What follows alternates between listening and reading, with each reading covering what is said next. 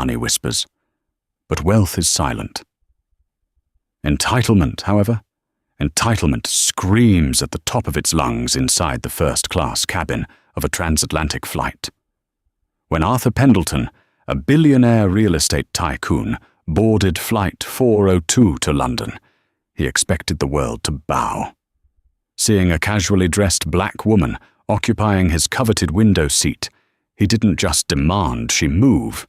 He humiliated her, threatened the flight crew, and demanded her removal from the aircraft entirely. He thought he was exerting his dominance over an ordinary passenger.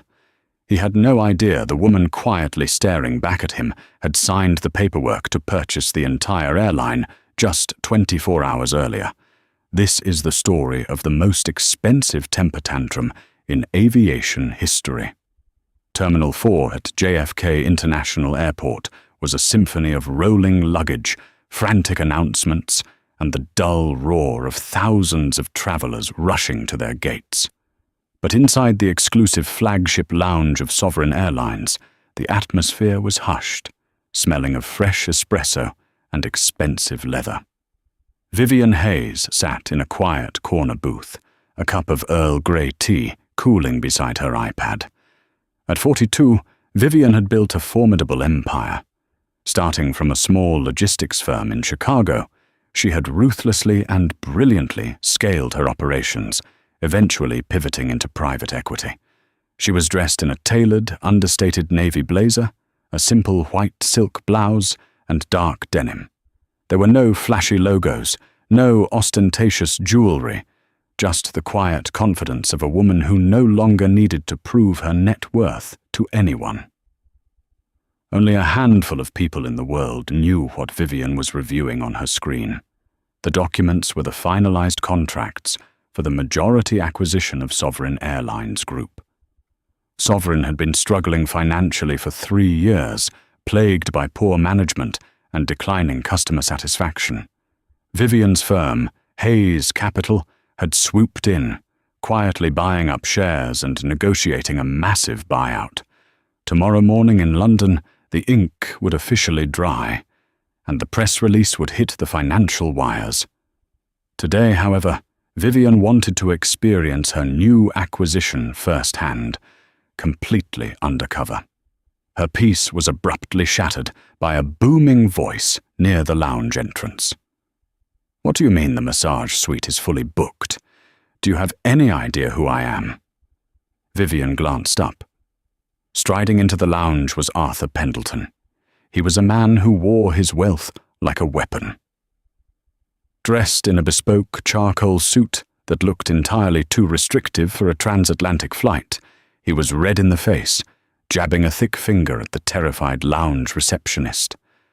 Behind him stood his wife, Beatrice, draped in a mink coat despite the mild September weather, looking deeply inconvenienced by the mere existence of the airport staff. Arthur Pendleton was the heir to Pendleton Commercial Properties, a notoriously aggressive real estate firm. He was a man accustomed to compliance. "Mr. Pendleton, I apologize," the receptionist stammered, frantically typing on her computer. "The appointments are booked by other Diamond Elite members." "I don't care about your other members," Arthur barked, his voice carrying across the quiet room. Several passengers looked up, uncomfortable. "I fly 3 million miles a year with Sovereign. I practically fund your retirement plan. Kick someone out and get Beatrice a session. Now." Vivian watched the exchange with a slow, analyzing blink.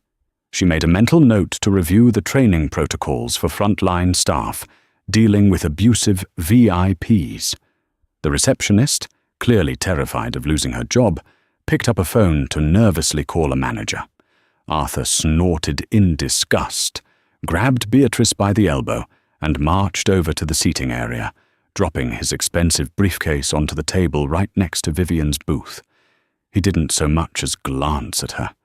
To men like Arthur, people who didn't exude overt, recognizable wealth were invisible. "Unbelievable," Arthur complained loudly to his wife, signaling a waiter with a sharp snap of his fingers. "The standards of this airline have plummeted. They let absolutely anyone in here nowadays. As he spoke, his eyes finally slid over to Vivian. He took in her unbranded blazer, her simple jeans, and her dark skin. A fleeting look of disdain crossed his face before he turned away, dismissing her entirely. Vivian simply took a sip of her tea, her expression unreadable. "Enjoy the lounge, Mr. Pendleton," she thought to herself. "It's going to be a very long flight." Boarding for Flight 402 to London, Heathrow began precisely on time. Vivian bypassed the crowded gate area and walked calmly down the jet bridge, relishing the familiar hum of the Boeing 777-300ER's auxiliary power unit. She was greeted at the door of the aircraft by the lead flight attendant, Sarah, a young woman with a bright, albeit rehearsed, smile.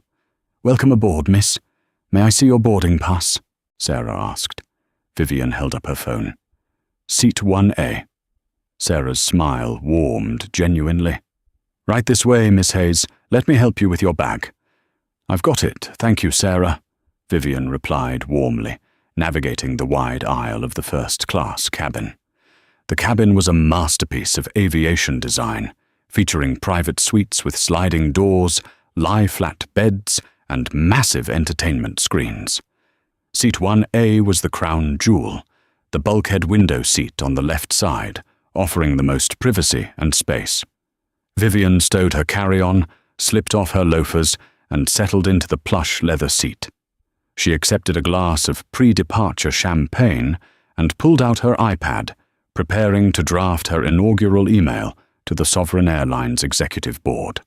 10 minutes later, the heavy thud of footsteps announced the arrival of Arthur and Beatrice Pendleton. Arthur was complaining loudly about the walk from the lounge. They should have a private tarmac transfer. Walking through the terminal with the herd is barbaric. He stopped in the aisle, looking down at his boarding pass, and then looked at the seats. Beatrice was assigned 2A, right behind Vivian. Arthur was assigned 2E, the middle aisle seat across from his wife. Arthur's face darkened. "This is a mistake. I specifically requested 1A. I always sit in 1A. He looked up and saw Vivian settled comfortably in the seat, sipping her champagne. The invisible barrier he had placed between them in the lounge shattered, replaced by a deep, indignant rage. He marched up to her suite and leaned over the partition, invading her personal space. "Excuse me," Arthur said, his tone lacking any actual courtesy. Vivian locked her iPad and looked up. "Yes." "You're in my seat," Arthur stated flatly. Vivian raised an eyebrow, picking up her boarding pass from the console. "I don't believe so. I am assigned 1A. Perhaps you should check your ticket again." "I don't need to check my ticket," Arthur snapped, his voice rising enough to draw the attention of the other boarding passengers. "My assistant booked 1A. It's my regular seat. You're obviously in the wrong place. Maybe you got upgraded by accident, but you need to move to 2E. That's an aisle seat. It's fine for you."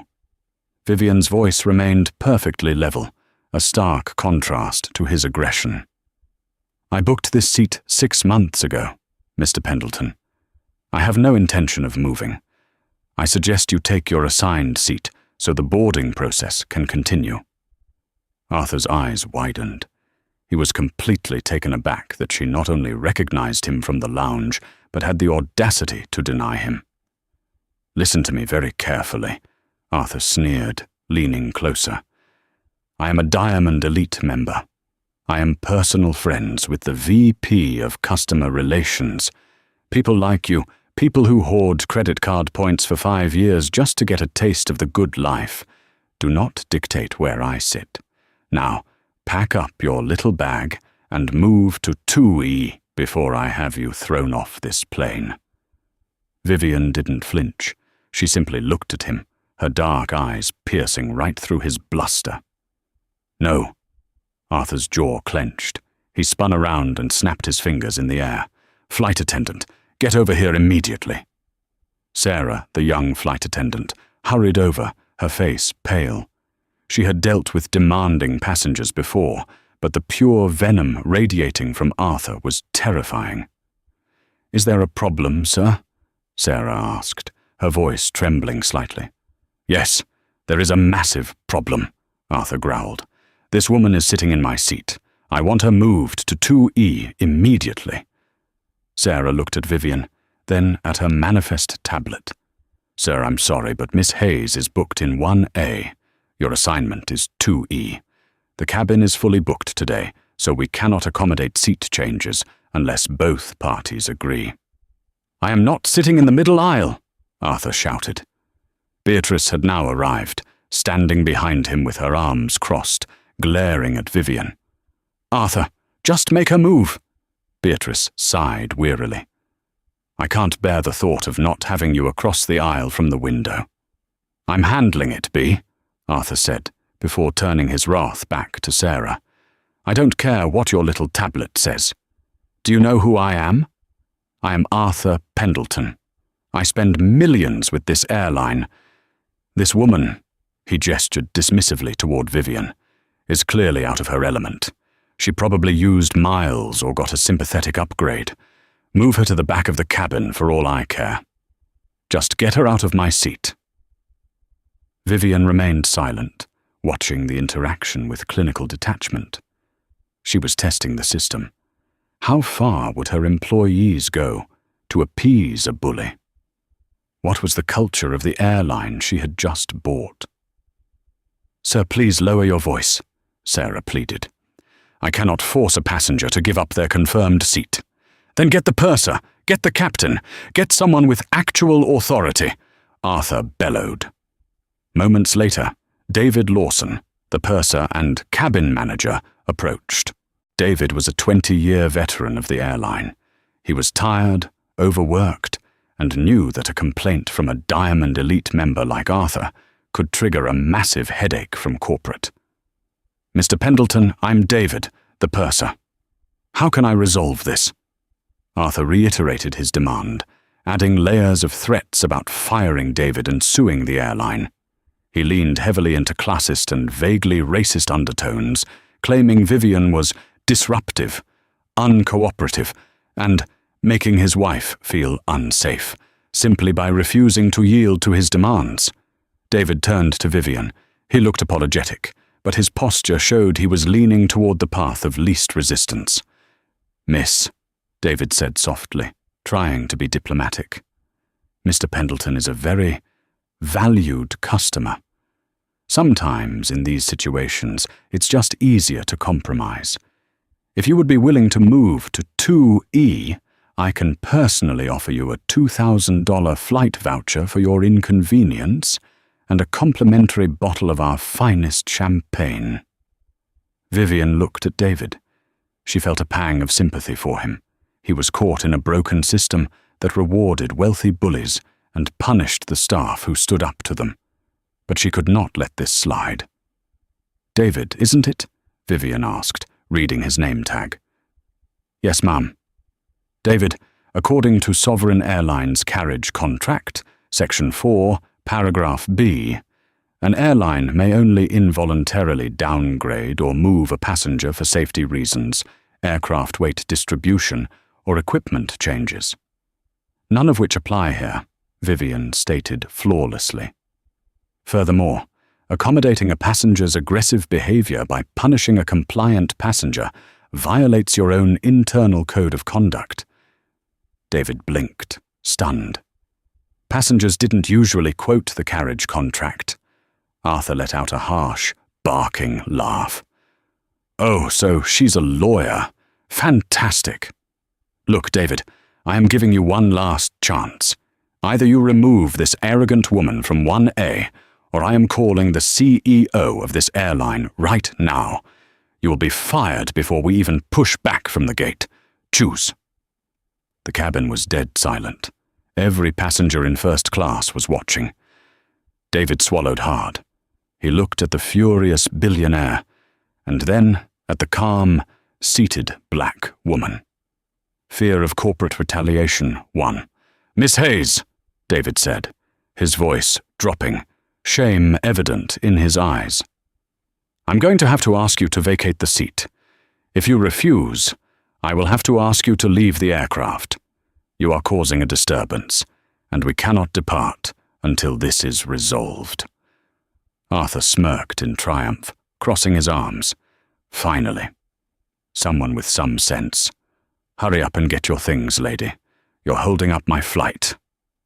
Vivian didn't move to grab her bag. Instead, she picked up her phone. She didn't look angry. She looked incredibly disappointed.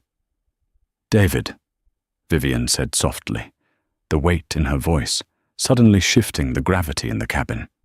"You are making a terrible mistake. And Mr. Pendleton, you just made the biggest mistake of your life." She dialed a number, put the phone on speaker, and placed it on the console. "We'll see about that," Arthur scoffed. "Who are you calling? The police? Go ahead." The phone rang twice before a crisp, professional voice answered through the speaker, echoing in the quiet cabin. "Sovereign Airlines Operations. This is Chief Operating Officer Thomas Mitchell. Go ahead." Vivian leaned forward. "Thomas." "It's Vivian Hayes." The purser's face went completely white. The silence that followed Vivian's introduction was absolute. The hum of the aircraft's ventilation system suddenly sounded deafening. David, the purser, stared at the phone sitting on the center console of seat 1A as if it were an unpinned grenade. "Miss Hayes," Thomas Mitchell's voice crackled through the speaker, crisp and entirely devoid of the corporate doublespeak usually reserved for managing directors. "Good morning. I didn't expect to hear from you until the bell rang on Wall Street tomorrow. Are you already en route to London for the signing?" "I am, Thomas," Vivian replied, her voice remaining at that terrifyingly calm octave. "Or at least I was attempting to be. I am currently sitting in seat 1A on flight 402 out of JFK. Arthur let out a loud, theatrical sigh, crossing his arms over his chest. "Oh, please. What is this pathetic charade? Who is this clown on the phone? Your husband? A fake customer service line? David, get airport security down here right now. She's stalling." The speakerphone picked up the booming interruption perfectly. A heavy, dangerous pause followed on the other end of the line. "Miss Hayes," Thomas said, his tone dropping an octave. "Who is shouting in the background?" "That would be Mr. Arthur Pendleton," Vivian stated, taking a slow sip of her champagne. "He is a Diamond Elite member. He has decided that my assigned seat belongs to him. He has verbally abused your gate staff, threatened your lead flight attendant, Sarah, and has just successfully pressured your purser, David, into attempting to unlawfully remove me from the aircraft."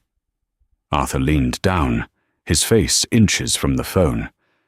"Listen to me, whoever you are. I am Arthur Pendleton of Pendleton Commercial Properties. I am a personal friend of William Davies on the Sovereign Board.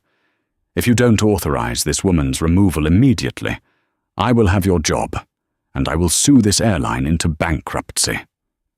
Another pause. When Thomas Mitchell spoke again, it wasn't to Arthur. "David!" Thomas barked. The purser physically jumped. "This is Thomas Mitchell, Chief Operating Officer of Sovereign Airlines Group. I am verifying my employee identification code, Alpha Tango 972. Pull up your internal directory and confirm." David's hands were shaking so violently, he nearly dropped his company tablet. He frantically typed in the code. A green check mark appeared next to a high-resolution photo of Thomas Mitchell. "Confirmed, Mr. Mitchell," David managed to choke out. "Good," Thomas said coldly.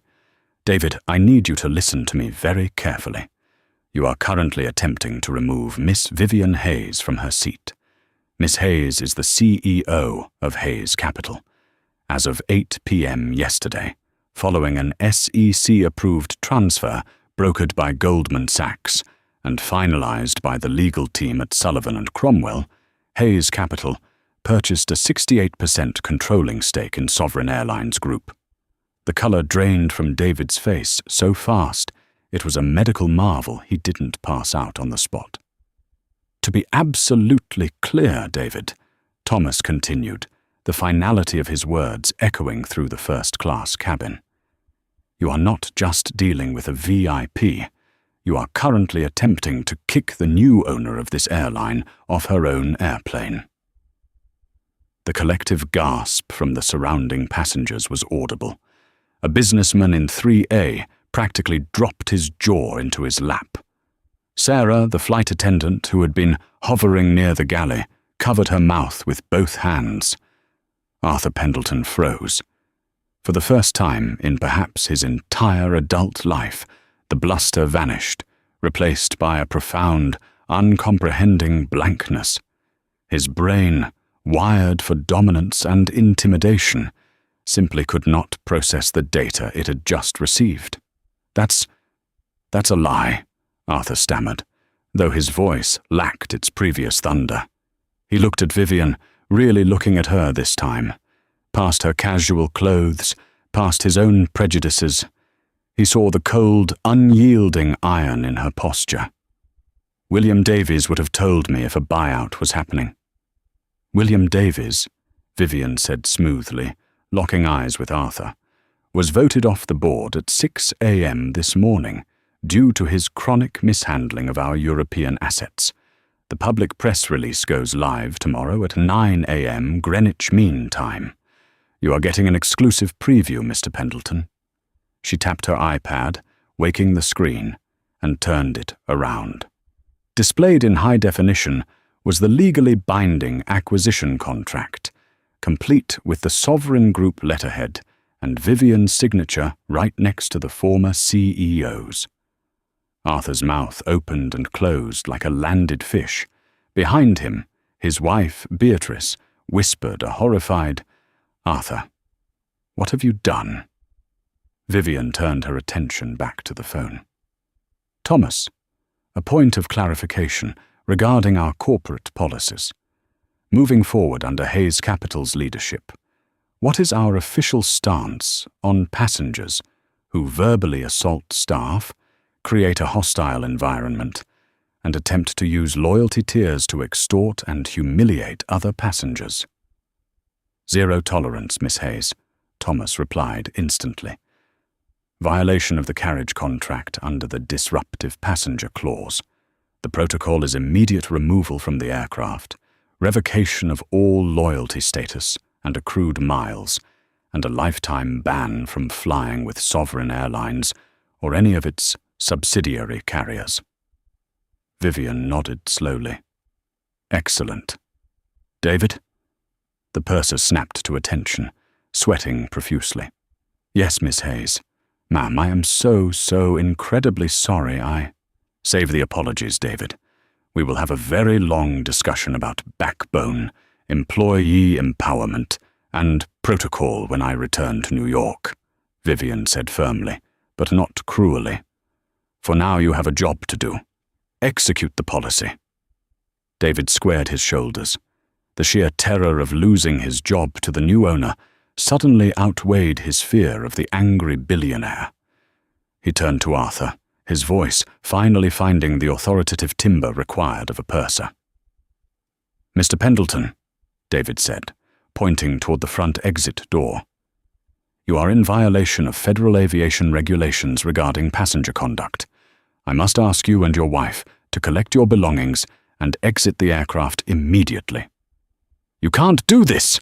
Arthur exploded, the shock wearing off and the entitlement rushing back in. "I have a multi-million-dollar real estate closing in London tomorrow morning. I have to be on this flight. I'm Diamond Elite. I have 4 million miles." "Correction," Vivian interjected softly. "You had 4 million miles. As of 3 minutes ago, your account is terminated. Those miles are gone. Consider it a tax on your atrocious manners." "Arthur, stop talking," Beatrice hissed, her face burning with humiliation, as she noticed dozens of cell phones from the business class section suddenly poking through the divider, recording the entire spectacle. "You are making a fool of us. Let's just go." "I am not going anywhere," Arthur roared, slamming his hand down on the partition of seat 1A. "This is my airline. I pay your salaries. You are a diversity hire masquerading as an executive, and I will see you ruined." Vivian didn't even blink at the slur. She just looked at David. "David, if he isn't moving in 5 seconds, call Port Authority police and have him dragged off in handcuffs. The choice is his." David reached for his radio. "Captain, this is the purser. We need Port Authority to Gate 12. Immediate assistance required for a hostile passenger removal." Hearing the words Port Authority and handcuffs finally pierced through Arthur's rage-blinded ego. The reality of a perp walk through JFK, recorded by hundreds of onlookers and splashed across the tabloids before his London deal even closed, hit him like a physical blow. "Fine," Arthur spat, his face purple. He snatched his expensive briefcase off the floor. "You'll be hearing from my lawyers, all of you." "I welcome it," Vivian said calmly. "Sullivan and Cromwell's contact information is public. I suggest you use a very expensive firm, Mr. Pendleton. You're going to need it." The walk from seat 2E to the front exit was only about 15 feet, but for Arthur Pendleton, it must have felt like a mile. The entire first-class cabin watched in dead silence as the billionaire, stripped of his power, his miles and his dignity, was escorted off the plane by a deeply embarrassed Beatrice and a now confident purser.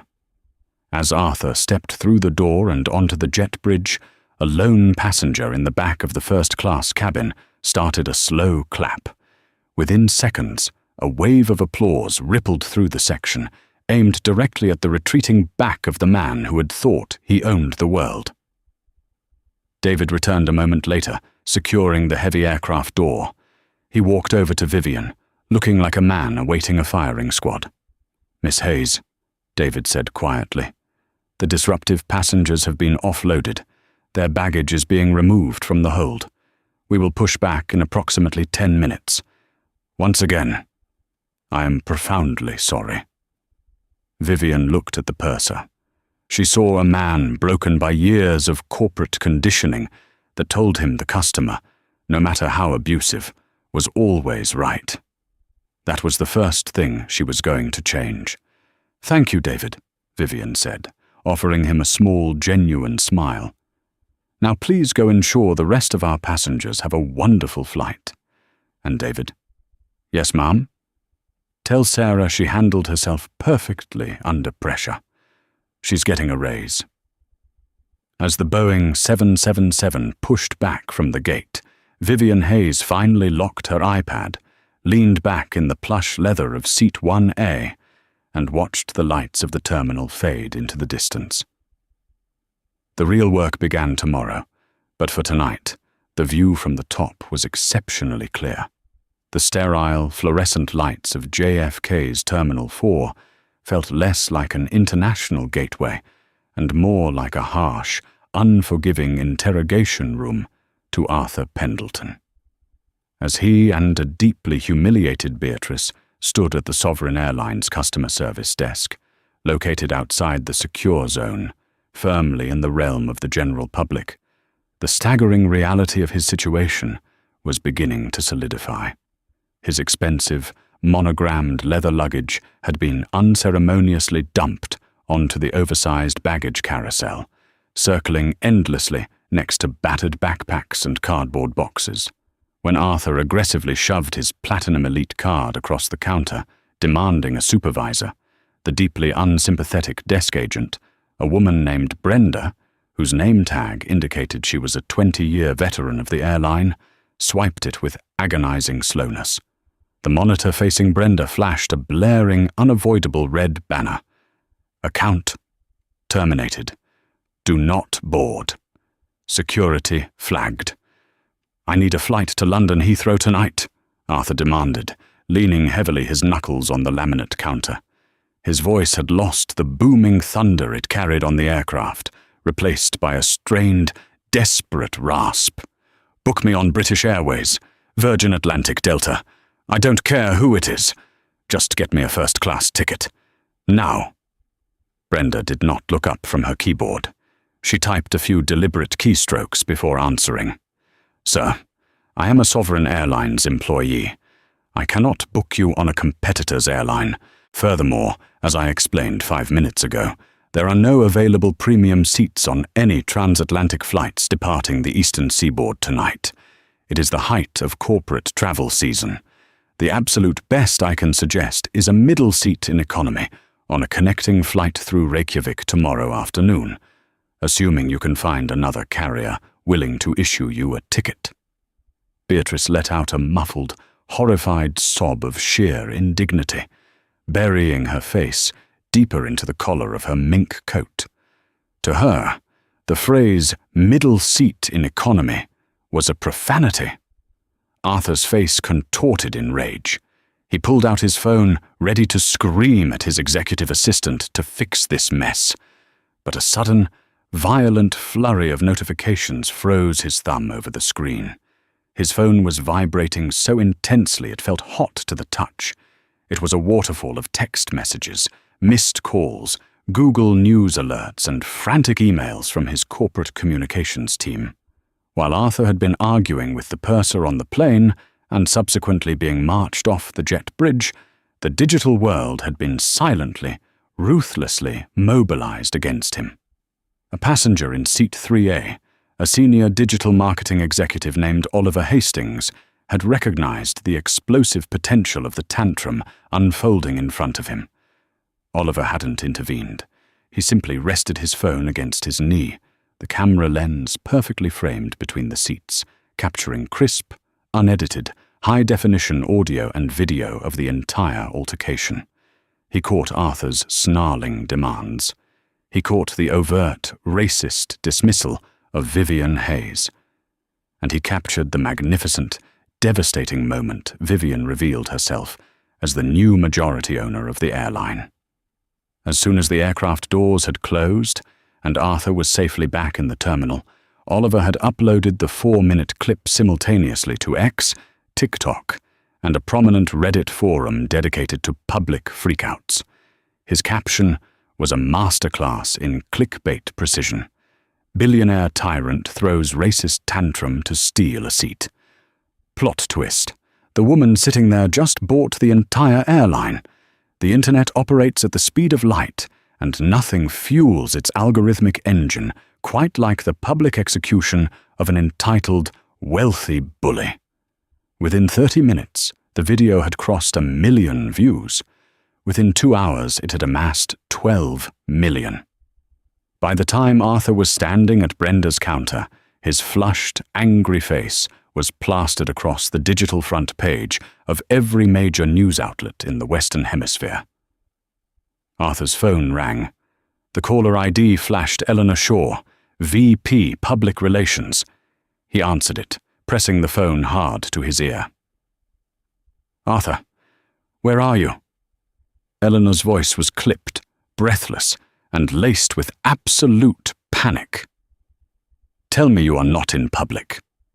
"I'm at JFK," Arthur snapped. "Eleanor, my flight was—" "I know what happened to your flight, Arthur. The entire world knows what happened to your flight," Eleanor shouted, dropping any pretense of corporate deference. "You are the #1 trending topic on every social media platform globally. The Daily Mail already has an article up. The Wall Street Journal just emailed me for comment. You told the owner of Sovereign Airlines she was a diversity hire." "I didn't know who she was," Arthur defended weakly, the reality of the PR nightmare crashing down on him. "It doesn't matter who she is, Arthur. It matters how you acted. Our switchboards are crashing. 2 of our minority investors have already called asking for an emergency meeting. You need to get out of sight right now. Say absolutely nothing to anyone." Arthur hung up, his hands shaking. He looked at Beatrice, who was staring at him with a mixture of terror and disgust. By 2 a.m., Arthur had burned through an agonizing amount of cash to charter a phenomenally expensive, Bombardier Global 7500 private jet out of Teterboro Airport in New Jersey. The one-way flight cost him nearly $200,000, a flight he was originally taking for free, using the sovereign miles that were now vaporized. The private flight over the Atlantic was suffocatingly tense. Beatrice sat on the opposite side of the luxurious cabin, drinking vodka neat, refusing to look at him. "You couldn't just sit in the aisle, Arthur," she finally whispered, breaking hours of silence. "You had to make a scene. You had to show off." Arthur didn't reply. He sat staring out the window into the black abyss of the night sky, a cold, heavy dread pooling in his stomach. He wasn't just flying to London for a vacation, he was flying to save his empire. Pendleton Commercial Properties was bleeding capital due to massively over-leveraged investments in vacant commercial office spaces post-pandemic. He desperately needed a massive cash injection, which he was scheduled to secure tomorrow morning through a joint venture with Bancroft Holdings, a prestigious, centuries-old British real estate consortium. When the jet finally touched down at Farnborough Airport the next morning, Arthur had not slept a single minute. He rushed to his suite at the Savoy, took a 5-minute shower, forced himself into a fresh, bespoke charcoal suit, and threw himself into the back of a black cab heading for the City of London. He was 2 hours late for the original meeting, but he prayed the managing director would honor the rescheduled time. He needed this $200 million deal to sign. If it didn't, his creditors back in New York would smell blood in the water by Friday. The glass and steel headquarters of Bancroft Holdings was intimidatingly quiet. The receptionist at the top floor did not smile. She did not offer him coffee or sparkling water. She simply pointed him toward a sterile, glass-walled boardroom at the end of the hall. Alistair Montgomery, the head of Bancroft Holdings, sat alone at the massive oak table. Alistair was a man of old, quiet money, impeccably groomed, fiercely traditional, and entirely devoid of patience for American corporate theatrics. There were no contracts laid out on the table. There was no legal team present. "Alistair," Arthur said, pushing through the heavy glass door, extending a hand and pasting on his best, most confident salesman smile. "My deepest apologies for the delay. Sovereign Airlines had a catastrophic logistical failure, but I'm here now. Let's get the Docklands project finalized." Alistair did not stand. He did not take the offered hand. Instead, he reached into his suit jacket, pulled out his smartphone, laid it flat on the table, and tapped the screen.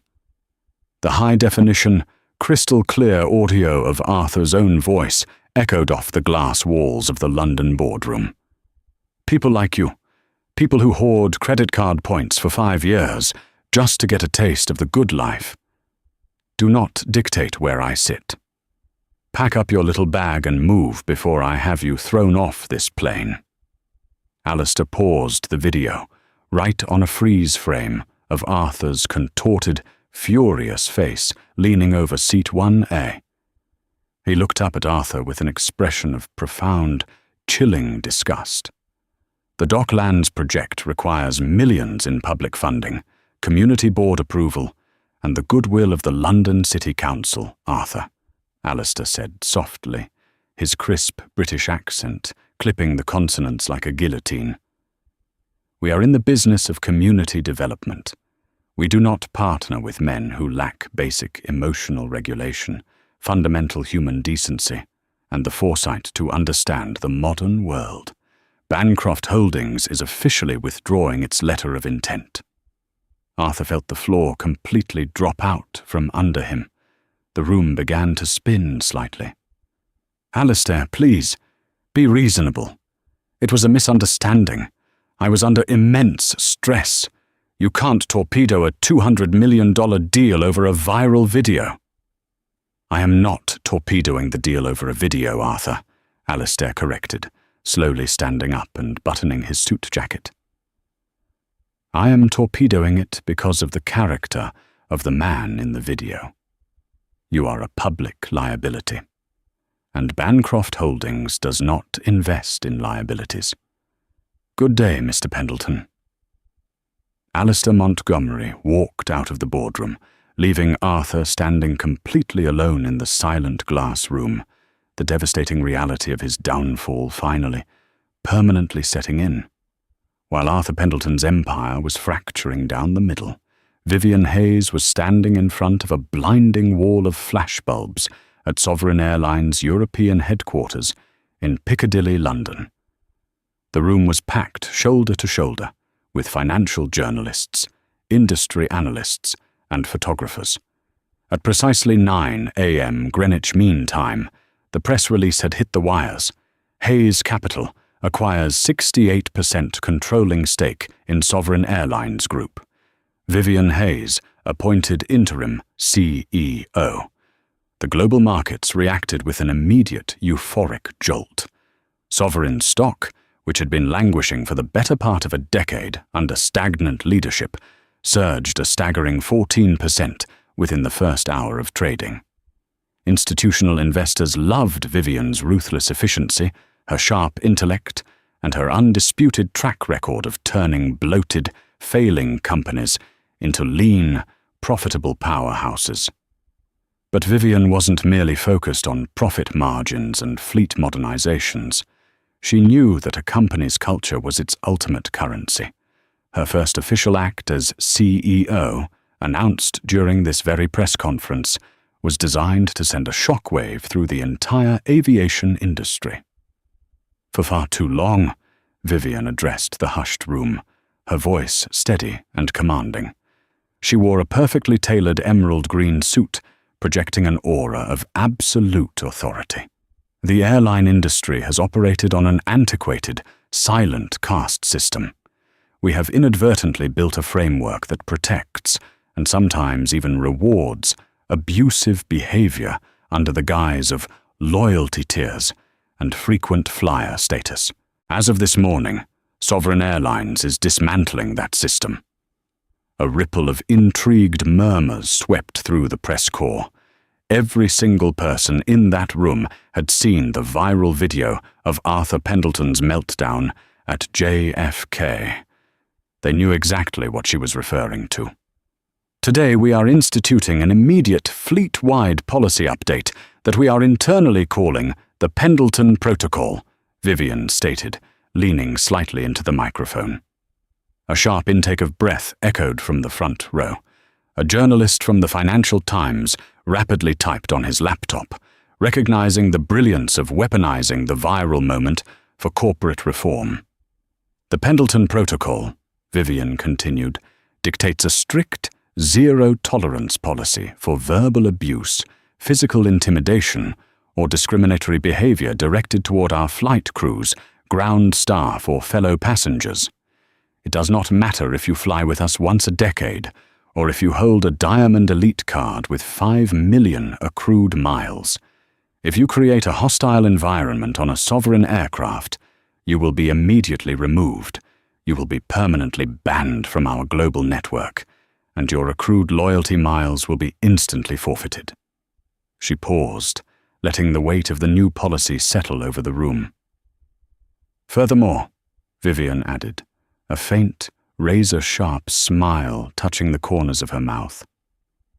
All forfeited miles from abusive passengers will be converted into their cash equivalent and injected directly into our new Employee Educational Scholarship Fund. We are in the business of global hospitality, ladies and gentlemen. We are not in the business of hostage negotiation. The internet, predictably, exploded for a second time. The hashtag Pendleton Protocol trended globally within minutes.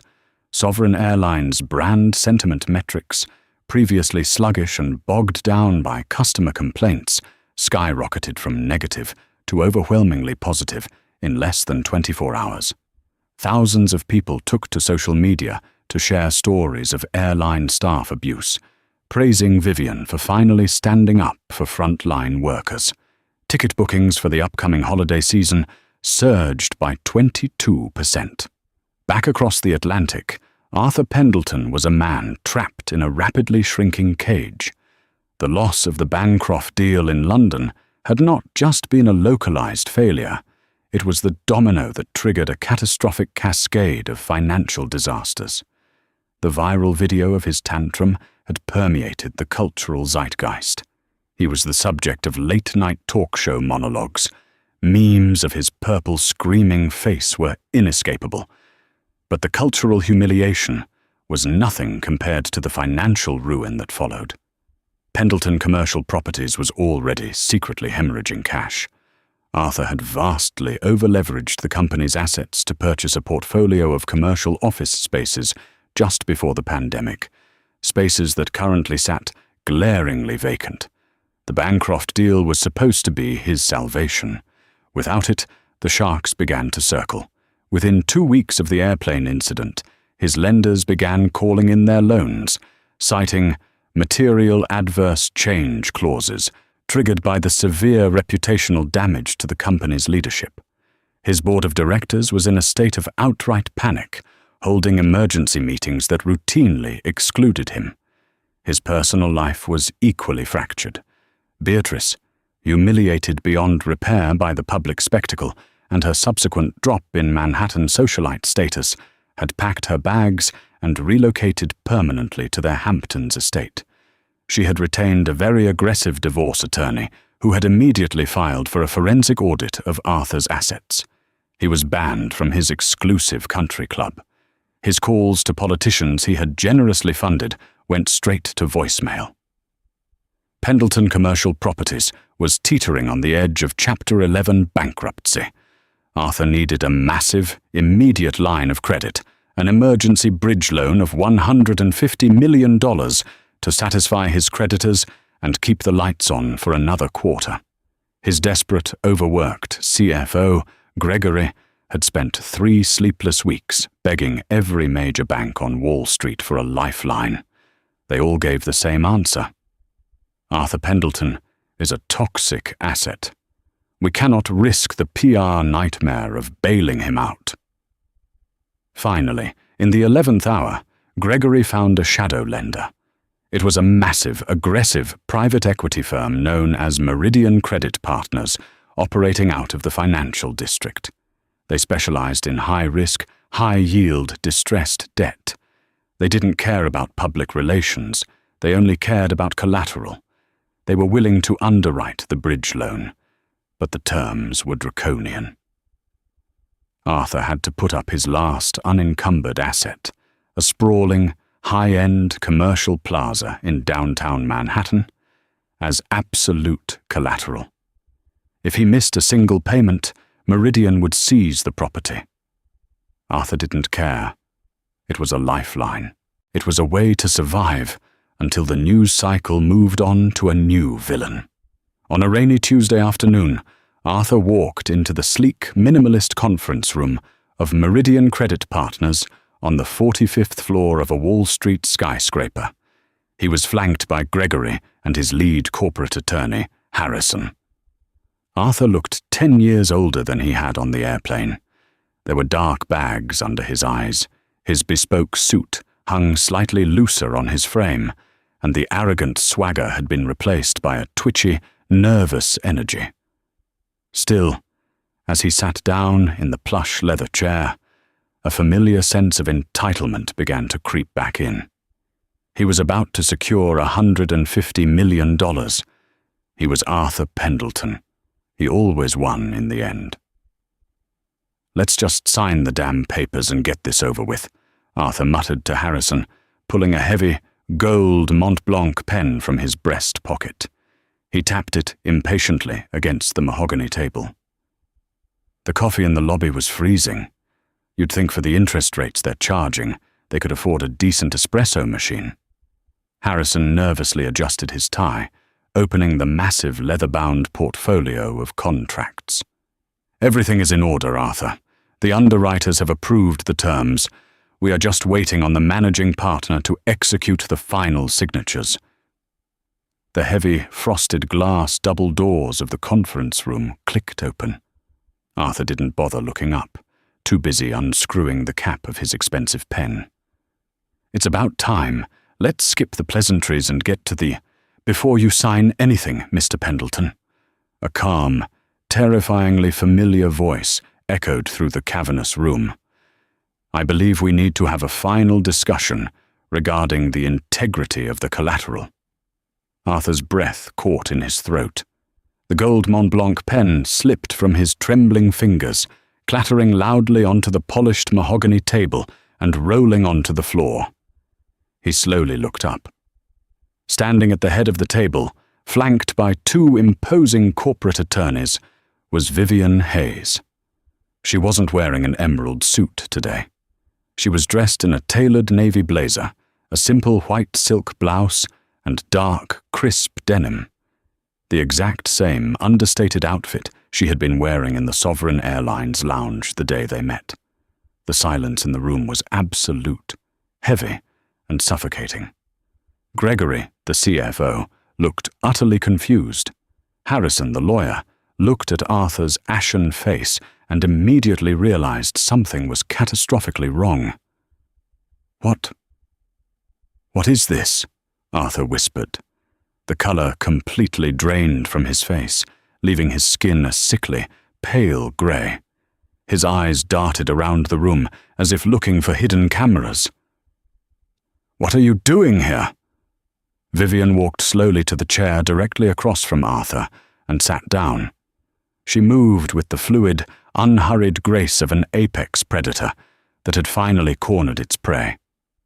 "I am the CEO and founder of Hayes Capital," Vivian said smoothly, her dark eyes locking onto his terrified gaze. "And Hayes Capital, as it turns out, is the parent company that fully owns Meridian Credit Partners. Meridian is simply our distressed debt subsidiary. It is a very small, interconnected corporate world, Arthur." Harrison nervously cleared his throat, trying to salvage the situation with legal procedure. "Miss Hayes, I'm slightly confused. The terms of this bridge loan have already been heavily vetted and approved by Meridian's underwriting department over the past 48 hours.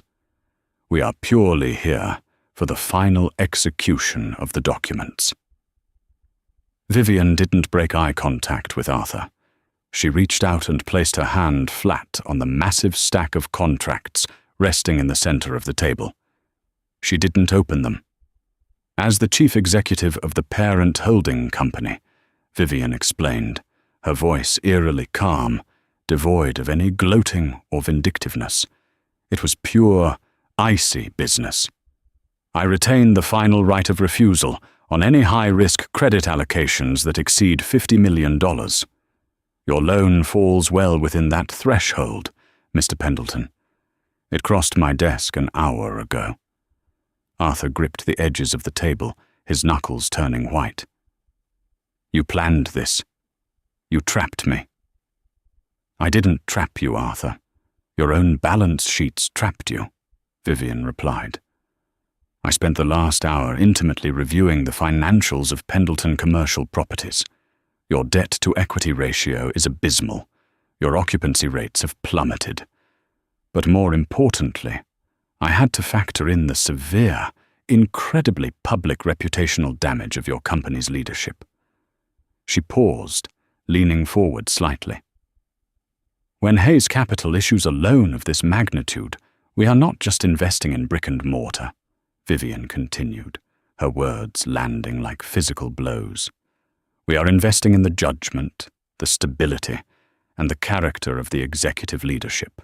3 weeks ago, I witnessed firsthand how you handle stress, how you treat those you perceive to be beneath you, and how easily you lose control. A man who will throw a public, destructive tantrum over an airplane seat is not a man who can be trusted to rationally navigate a $150 million liquidity crisis." Arthur's chest heaved. The old, deeply ingrained entitlement flared up one last, desperate time. He slammed his fists onto the table, half standing. "You can't do this!" Arthur shouted, spit flying from his lips. "This is a personal vendetta. You are holding a grudge over a petty disagreement, and you're using it to destroy my family's legacy. I'll sue you for bad faith. I'll report you to the SEC. You will do absolutely nothing, Vivian countered, her voice never rising. Yet it effortlessly overpowered his screaming, because I am acting entirely within my fiduciary duty to protect my investors from a toxic asset. And you, Arthur, are the definition of a toxic asset. She picked up the massive stack of contracts. With a slow, deliberate motion, she slid them across the long mahogany table. They came to a stop right in front of Arthur's white-knuckled hands. The loan is denied, Vivian stated. The finality in the room was absolute. Arthur stared at the unexecuted contracts, the fight completely drained out of him. He collapsed back into his chair, a hollow, broken shell of a man. "You've killed me," Arthur whispered, staring blankly at the wall. "My creditors are going to force liquidation by Friday. I'll lose everything." "I didn't destroy your legacy, Arthur," Vivian said, standing up and buttoning her navy blazer. "You did. You built an entire empire on bullying, intimidation, and the arrogant assumption that your wealth permanently insulated you from the consequences of your actions. You believed you could treat people like dirt and simply buy your way out of the fallout."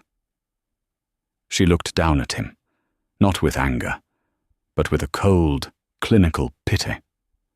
"But gravity catches up to everyone eventually," Vivian said softly. "You just happened to pull the parachute string on an airplane that I owned." Vivian turned to her attorneys. "Gentlemen, we are finished here. Mr. Pendleton, you have approximately 72 hours to find alternative financing before your creditors dismantle your company. I highly suggest you and your team get back to the phones. Good afternoon." As Vivian walked out of the conference room, the heavy frosted glass doors sealing shut behind her with a soft click. The silence left in her wake was absolute. Arthur Pendleton remained slumped in his chair, surrounded by his panicked lawyer and a CFO already typing out his resignation letter on his phone. For the first time in his entire life, Arthur was not in first class. He was in a terrifying, uncontrolled freefall, and there was absolutely no one left to demand a refund from. 3 days later, the board of directors at Pendleton Commercial Properties held a swift, brutal emergency vote. Arthur was permanently ousted as CEO of his own family's company, escorted out of the building by the very security guards he used to belittle. The commercial plaza in Manhattan was seized by creditors. Meanwhile, across the ocean, Sovereign Airlines reported record-breaking profits for the fiscal quarter, and Seat 1A on Flight 402, flying gracefully over the Atlantic, remained firmly, legally, and permanently out of Arthur Pendleton's reach. True power rarely needs to announce itself. It simply exists, reshaping the environment around it, while insecurity screams for attention. Arthur Pendleton's downfall wasn't just a matter of losing a seat on an airplane. It was the inevitable collapse of a worldview built on arrogance and artificial hierarchies. When he demanded compliance from Vivian Hayes, he mistook quiet observation for submission, failing to realize that the most dangerous opponent is the one who lets you expose your own weaknesses. Vivian didn't just buy an airline. She purchased a masterclass in corporate karma, turning a moment of deeply personal disrespect into a systemic overhaul of industry standards. In the end, the first-class cabin became a perfectly engineered microcosm of real-world justice, a stark reminder that all the money in the world cannot buy class, and a diamond elite status is utterly useless when the person you're shouting at holds the keys to the entire sky.